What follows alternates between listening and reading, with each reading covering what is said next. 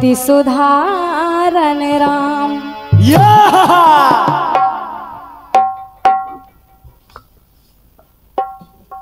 और परम सम्मानी बड़े भैया श्री राम कुमार जी की ओर से ये मेरे लिए अमूल पुरस्कार आया है। मैं बड़े भैया को हृदय से नमन वंदन करती हूँ और आशीर्वाद की कामना करती हूँ।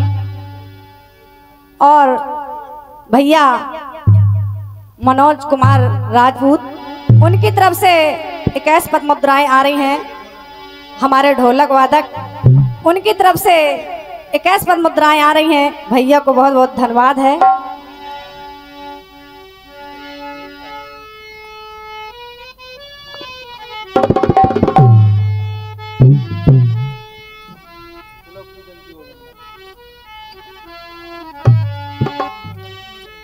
एक धन बजी न था मंजूर किसे मते को। क्या बात, वाह, क्या बात मतलब, क्या बात।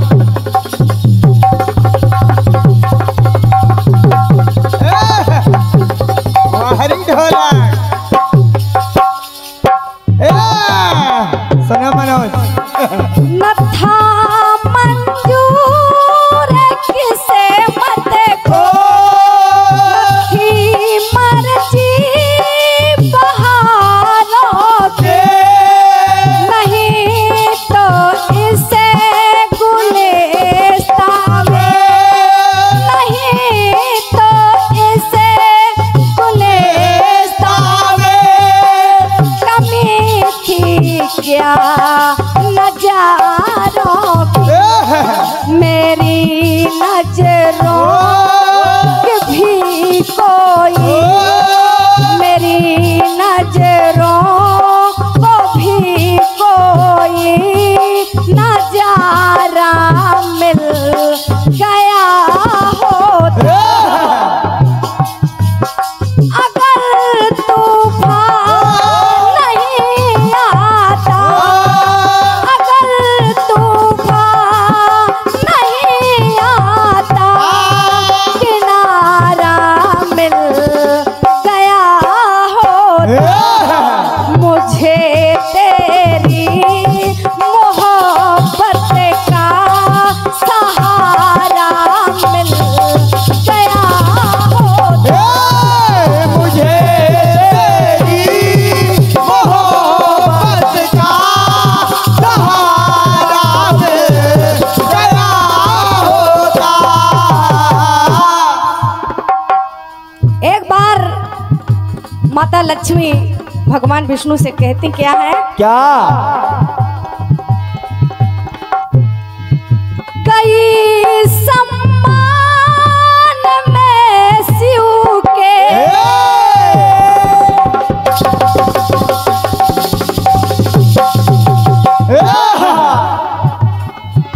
प्रभु आपने ही कहा था कि जाओ, तो आपके ही कहने पर मैं वहां गई। कई सम्मान में शिव के, तन को तप में तपाया था। मैं वहां जब पिता ने यज्ञ करवाया और मैं आपके ही कहने पर गई, तो हुआ क्या? कई सम्मान में शिव के, तप को तन में तपाया था। मगर पापी दशानन ने, मगर पापी दशानन ने मुझे आकर सताया था। लक्ष्मी जी कहने लगी कि कौशल ध्वज की पुत्री पिछले जन्म में मैं वेदवती थी। बिल्कुल। जब मैं वेदवती थी तब वहां मुझे दशानन ने मेरे छल किया। ओहो। जब छल किया तो हुआ क्या? क्या बेटे? इतना बड़ा धोखा। कई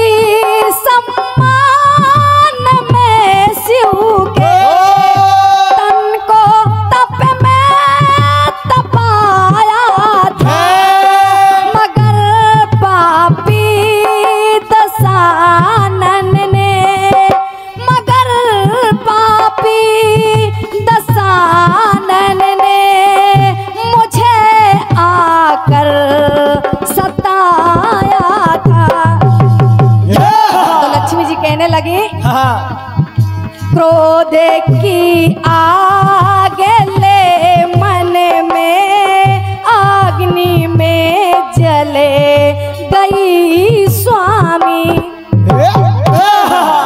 मगर हर बार मैं ही क्यों, क्योंकि प्रभु आपकी ही बताई हुई राह पर मैं चली, बिल्कुल, मगर हर बार मैं ही क्यों धरा पर चले गई स्वामी, आप की ही बताई राह पर मैं चले गई स्वामी,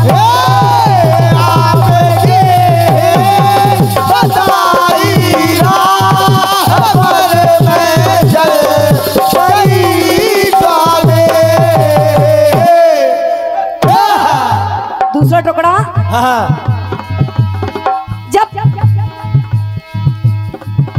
माता लक्ष्मी ने कहा प्रभु विष्णु भगवान से, जय जय हरण हो नाथ जब सिए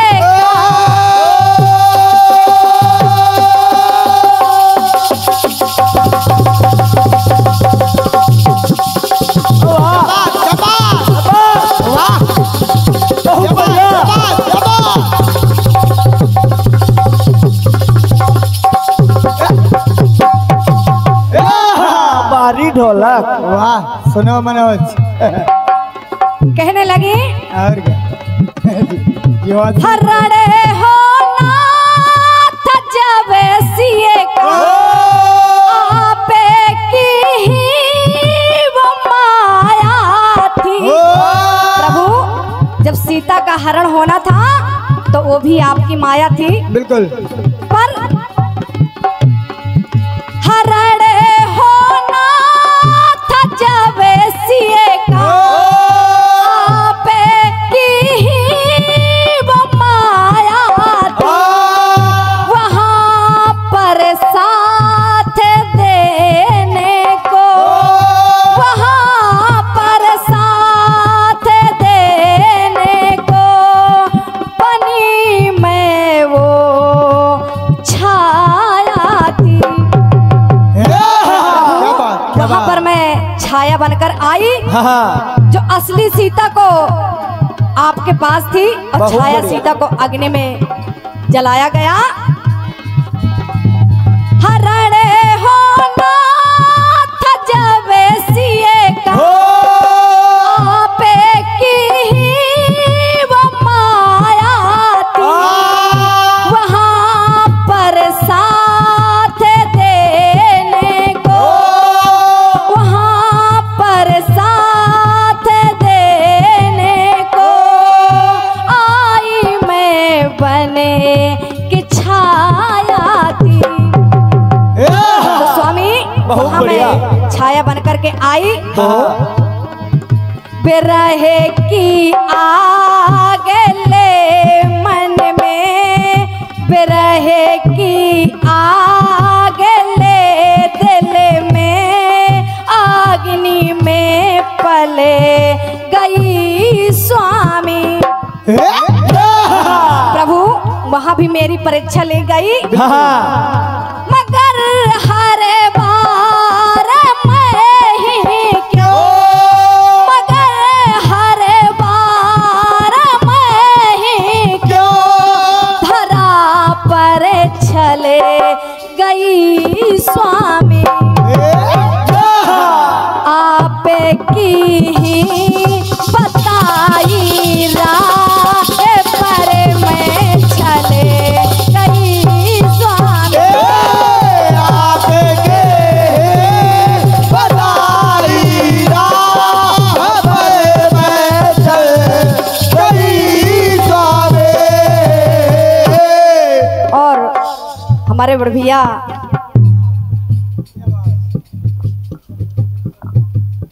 बड़े भैया चंद्रशेखर शर्मा जी की ओर से 51 पद मुद्राएं आ रही हैं। बड़े भैया को हृदय से नमन है और बड़े भैया से आशीर्वाद की कामना करती हूँ। अंतिम टुकड़ा सुनिए।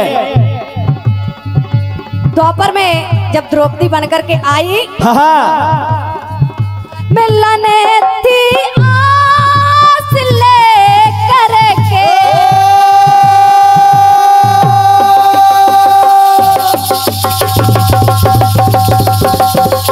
बहुत बढ़िया है।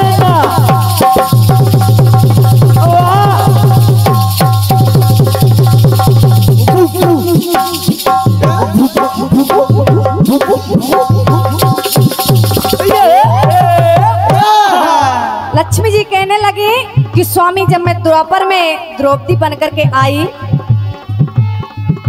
मिलने की आस ले करके, फिर द्वापर में आई थी, बटी में 5 पतियों में, बटी में 5 पतियों में, कैसी तकदीर पाई थी। लक्ष्मी जी कहने लगी कि प्रभु जहाँ भी आपने कही वहाँ पर मैं आपकी राय पर चली हूँ। बहुत बढ़िया। फिर भी हर बार मैं ही क्यों चली गई। मिलने की आस ले करके, द्वापर में आई थी, बटी में 5 पतियों में, बटी में 5 पतियों में, कैसी तकदीर पाई थी। बहुत बढ़िया बेटा। जली बदले की ज्वाला में, जली बदले की ज्वाला में, जला जो जले गई स्वामी। स्वामी मैं आपसे पूछती हूँ, मगर हर बार मैं ही क्यों, मगर हर बार मैं ही क्यों, धरा पर चले गई स्वामी। आप की ही बताई राह पर मैं चले गई स्वामी।